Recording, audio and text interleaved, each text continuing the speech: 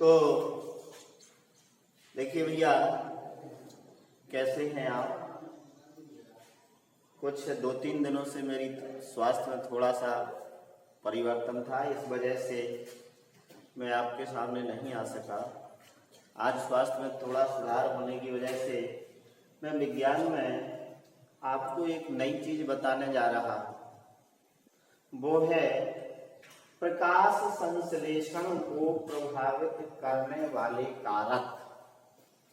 ऐसे कौन कौन से कारक हैं जो प्रकाश संश्लेषण को प्रभावित करते हैं? इन कारकों में से किसी एक भी कारक की अनुपस्थिति में पौधे प्रकाश संश्लेषण की क्रिया नहीं कर पाते। उनके बारे में हम आपको जानकारी दे रहे हैं। ये जो है 4 कारक होते हैं। प्रकाश संश्लेषण को प्रभावित करने वाले मुख्य कारक जो होते हैं वो 4 कारक होते हैं। नंबर 1 सूर्य का प्रकाश, नंबर 2 कार्बन डाइऑक्साइड या CO2, नंबर 3 जल H2O और चौथा है पर्णहरण। यदि ये चारों पर्णहरण, ये चारों चीजें नहीं होंगी तो प्रकाश संश्लेषण की क्रिया संपन्न होना असंभव है। क्या होता है कि यदि पौधों को सूर्य का प्रकाश ना मिले तो पौधों में प्रकाश संश्लेषण की क्रिया नहीं होगी। यदि तीव्र प्रकाश भी पड़े तो भी प्रकाश संश्लेषण की क्रिया पर प्रभाव पड़ेगा, और यदि प्रकाश मंदा हो, धीमा हो, तो भी प्रकाश संश्लेषण की क्रिया प्रभावित होगी। इसलिए एक निश्चित प्रकाश की आवश्यकता अच्छे प्रकाश संश्लेषण के लिए आवश्यक होती है। दूसरे कार्बन डाइऑक्साइड जो होती है, इसके बिना भी प्रकाश संश्लेषण की क्रिया असंभव है। वायुमंडल में चूंकि कार्बन डाइऑक्साइड की जो प्रतिशत मात्रा होती है वो आप जानते हैं, नहीं जानते हैं तो हम बता रहे हैं, 0.03% होती है। और ये 0.03% CO2 की मात्रा जो वातावरण में होती है उसी को पौधे प्रकाश संश्लेषण के रूप में उपयोग करते हैं। ये जंतुओं द्वारा छोड़ी जाती है। यदि वातावरण में इसकी भी मात्रा 0.03% से कम या बहुत अधिक हो जाए तो भी प्रकाश संश्लेषण की क्रिया प्रभावित होगी। इसलिए CO2 का होना भी बहुत आवश्यक है प्रकाश संश्लेषण के लिए।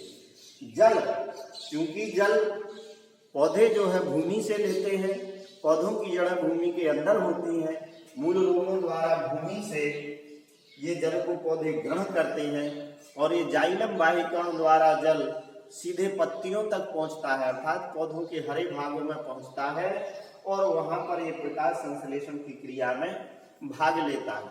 यदि भूमि में जल की मात्रा कम है तो भी प्रकाश संश्लेषण की क्रिया नहीं होगी, और यदि भूमि में जल की मात्रा बहुत अधिक हो गई तो भी प्रकाश संश्लेषण की क्रिया संभव नहीं है, क्योंकि फिर अधिक मात्रा में भूमि जो है जलाक्रांत हो जाएगी। जल की बहुत अधिक मात्रा की वजह से भूमि की जो मूल रोग जड़ें हैं वो सड़ जाएंगी, और वो फिर पानी को ऊपर पत्तियों तक नहीं पहुंचा पाएंगी, और उस स्थिति में पौधे सूख जाएंगे। चौथा जो पार्ट आता है, वो चौथा कारक आता है आपका पर्णहरण, अर्थात क्लोरोफिल। ये पर्णहरण या क्लोरोफिल चूंकि पौधों के हरे भागों में पाया जाता है, इस क्लोरोफिल की सहायता से ही पौधे प्रकाश संश्लेषण की क्रिया करते हैं। यदि ये क्लोरोफिल पौधों में ना हो तो भी प्रकाश संश्लेषण की क्रिया प्रभावित होगी। जैसे कई पौधों में रोग लग जाते हैं जिससे उसकी पत्तियां चितकबरी या धब्बेदार हो जाती हैं, तो उन भागों में प्रकाश संश्लेषण की क्रिया नहीं होती है। पत्तियां पीली पड़ जाती हैं तो भी प्रकाश संश्लेषण की क्रिया संभव नहीं हो पाती। इसीलिए प्रकाश संश्लेषण के लिए क्लोरोफिल या पर्णहरण का होना अति आवश्यक है, जिससे पौधे प्रकाश संश्लेषण की क्रिया कर सकते। इस प्रकार से ये 4 चीजें, सूर्य का प्रकाश, कार्बन डाइऑक्साइड, जल और ये पर्णहरण क्लोरोफिल, ये चारों चीजें प्रकाश संश्लेषण के लिए अति आवश्यक हैं। इसके लिए हम आपको 4 प्रयोग बताएंगे, जिन प्रयोगों के माध्यम से आपको ये पता चलेगा कि प्रकाश संश्लेषण का होना, प्रकाश संश्लेषण के लिए प्रकाश, CO2, जल और पर्णहरण का होना अति आवश्यक है। इसमें सबसे पहला प्रयोग ये है, देखिए इधर देखिए, ये मैंने लिखा है कि सिद्ध करो कि प्रकाश संश्लेषण के लिए प्रकाश आवश्यक है। अब इसको आप कैसे सिद्ध कर सकते हैं कि प्रकाश संश्लेषण के लिए प्रकाश आवश्यक है, माने प्रकाश की अनुपस्थिति में प्रकाश संश्लेषण की क्रिया नहीं होगी। इसको सिद्ध करने के लिए हम आपको एक प्रयोग बता रहे हैं, उसको ध्यान से समझेंगे। प्रयोग है नंबर 1 में क्या लेते हैं कि गमले में लगा हुआ एक पौधा लेते हैं। क्या करते हैं, गमले में लगा हुआ एक पौधा लेते हैं जो पूर्ण रूप से स्वस्थ हो, हरा हो, गमले में भी पानी की मात्रा हो जिससे कि उसकी पत्तियां मुरझाए ना। इस प्रकार का पौधा लेकर के इस गमले, पौधे सहित गमले को लगभग 72 घंटे तक अंधेरे कमरे में रखते हैं। जब हम 72 घंटे तक इसको अंधेरे कमरे में रखेंगे तो इसकी पत्तियों में जो क्लोरोफिल होता है, उस क्लोरोफिल तो रहता है परंतु उसमें जो भोजन होता है, भोजन मंड के रूप में, वो मंड समाप्त हो जाता है। संपूर्ण मंड समाप्त हो जाएगा 72 घंटे अंधेरे कमरे में रखने पर। अब हम इस पौधे की एक पत्ती पर क्या करते हैं कि एक काला कागज लगा देते हैं। जब हम इस पौधे की इस पत्ती पे ये काला कागज लगा देंगे तो इस पत्ती का इतना हिस्सा उस काले कागज से ढक जाएगा। चूंकि काले कागज के अंदर सूर्य का प्रकाश नहीं जा सकता है, तो ये काला कागज लगा करके इस गमले को अब हम उठा करके लगभग 5-6 घंटे के लिए सूर्य के प्रकाश में रखते हैं, जिससे कि प्रकाश संश्लेषण की क्रिया इस पौधे में पुनः प्रारंभ हो जाती है। 5-6 घंटे बाद क्या करते हैं, हम इस पत्ती को यहाँ से तोड़ते हैं। तोड़ने के बाद ये काला कागज हटा देते हैं। काला कागज हटाने के बाद इस पत्ती को हम पहले जल में उबालते हैं। जल में उबालने के बाद फिर इसको हम अल्कोहल में उबालते हैं। अल्कोहल में इसलिए उबालते हैं कि ये पत्ती रंग रहित हो जाए, माने इस पत्ती का पूरा रंग उड़ जाता है।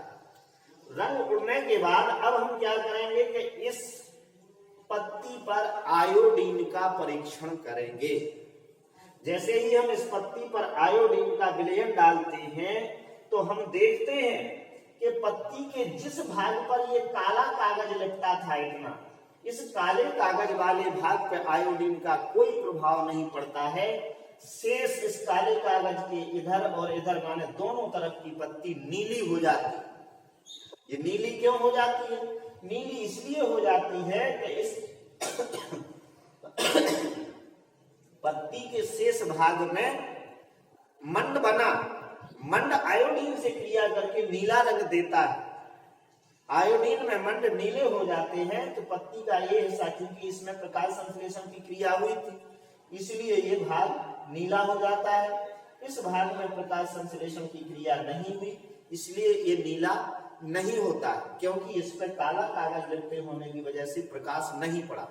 अर्थात हम कह सकते हैं कि इस प्रयोग द्वारा ये सिद्ध होता है कि प्रकाश संश्लेषण के लिए CO2 आवश्यक है।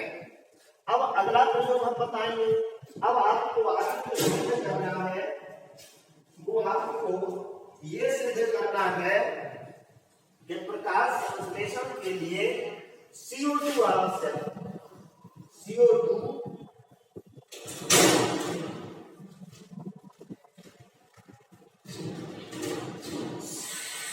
आवश्यक है। इसको हम कैसे सिद्ध करेंगे? ये हम कैसे सिद्ध करेंगे कि प्रकाश संश्लेषण के लिए CO2 आवश्यक है? तो इसका भी प्रयोग है। प्रयोग चूंकि इसी प्रकार का है, अगर आपने एक प्रयोग को ध्यान से समझ लिया तो थोड़ा सा परिवर्तन होता है और आप अगला प्रयोग भी समझ जाएंगे। अब इसके लिए हम क्या करते हैं, ये हम काला कागज नहीं लपेटना है, इस पत्ती को काला कागज नहीं लपेटना है और इसी प्रकार से गमले में लगा हुआ पौधा लेना है।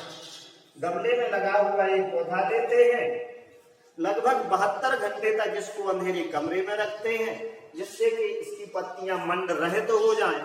अब क्या करेंगे, जब पत्ती 72 घंटे तक अंधेरे कमरे में रखने के बाद अब हम क्या करेंगे कि इसकी एक पत्ती को एक चौड़े मुंह की बोतल में कार्क की सहायता से, कार्क में पतला छिद्र करके उसमें इसको डाल देंगे और इस चौड़े मुंह की बोतल को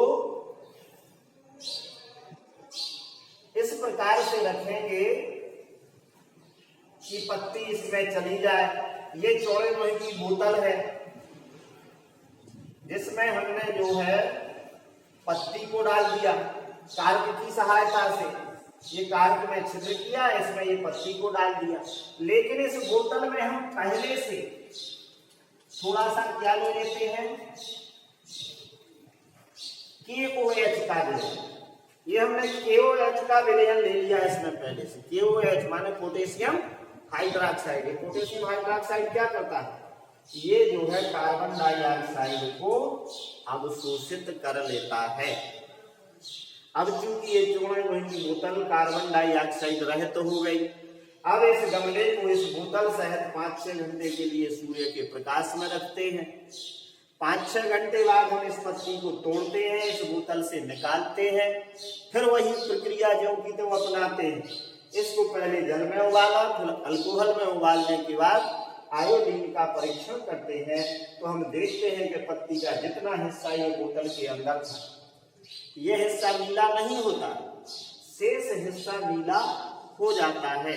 इससे सिद्ध होता है कि प्रकाश संश्लेषण के लिए CO2 आवश्यक है। ये नीला क्यों नहीं हुआ, क्योंकि बोतल में CO2 नहीं है, बोतल कांच की है, पारदर्शक है, इसलिए प्रकाश पहुंच रहा है। जल जो है गमले से पत्ती में पहुंच रहा है, पत्ती में क्लोरोफिल है ही, केवल है क्या नहीं, CO2, क्योंकि इस बोतल में जो पहले से CO2 थी वो पोटेशियम हाइड्रोक्साइड द्वारा अवशोषित कर ली गई, अर्थात ये हिस्सा CO2 रहित हो गया। इस प्रकार से ये सिद्ध होता है कि प्रकाश संश्लेषण के लिए CO2 भी आवश्यक है। अब आगे 2 प्रयोग आपको और सिद्ध करना है। ये भी बताया है कि सिद्ध करो कि जल आवश्यक है और क्लोरोफिल भी आवश्यक है। इसके लिए हम क्या करेंगे, इसके लिए भी देखिए, अब आपको तीसरे प्रयोग में ये जानना है कि सिद्ध करो कि प्रकाश संश्लेषण के लिए जल आवश्यक है। इसको हम कैसे सिद्ध करेंगे, इसको सिद्ध करने के लिए हम एक और प्रयोग करते हैं। इस प्रयोग में प्रक्रिया वही है, गमले में लगा हुआ पौधा लेते हैं, पौधे को 72 घंटे तक अंधेरे कमरे में रख करके उसकी पत्तियों को मंड रहित कर देते हैं। अब इसके बाद 72 घंटे के बाद जो अंधेरे कमरे में पौधा रखा गया था उसकी 2 पत्तियां तोड़ते हैं। एक पत्ती के पर्णवृंत को पेट्री डिश में पानी रख करके उसके पर्णवृंत को इसमें डुबा देते हैं और दूसरी पत्ती के पर्णवृंत को खाली पेट्री डिश में रखते हैं। इन दोनों पेट्री डिशों को हम सूर्य के प्रकाश में रख देते हैं 2-4 घंटे के लिए। जब सूर्य के प्रकाश में इन दोनों पत्तियों को हम रख देते हैं, इसके बाद इन दोनों पत्तियों को अलग अलग निकाल करके पहले जल में फिर अल्कोहल में उबाल करके जब आयोडीन का परीक्षण हम करते हैं तो हम देखते हैं कि जिस पत्ती का डंठल पर्णवृंत ये पानी में डूबा था वह पत्ती तो नीली हो जाती है, परंतु जिस पत्ती का पर्णवृंत खाली पेट्री डिश में था वो नीली नहीं होती है, क्योंकि इसको जल नहीं मिला और इस पत्ती में इस पर्णवृंत के माध्यम से जल पत्ती के अंदर प्रवेश हुआ तो इसको पानी मिलता रहा, अर्थात इसमें मंड का निर्माण हुआ और ये नीली हुई, जबकि इस पत्ती में मंड का निर्माण नहीं हुआ और ये नीली नहीं होती है। इस प्रयोग से ये सिद्ध होता है कि प्रकाश संश्लेषण के लिए जल की भी अति आवश्यकता है। चौथा और अंतिम प्रयोग ये है कि सिद्ध करो कि प्रकाश संश्लेषण के लिए क्लोरोफिल आवश्यक है। पानाहरण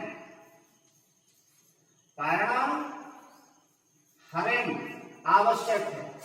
इसके लिए हम क्या करते हैं, एक विशेष प्रकार का पौधा होता है जिसे हम कैक्टस कहते हैं। कैक्टस, ये कैक्टस का पौधा लेते हैं। कैक्टस के पौधे की पत्तियां चितकबरी धब्बेदार होती हैं।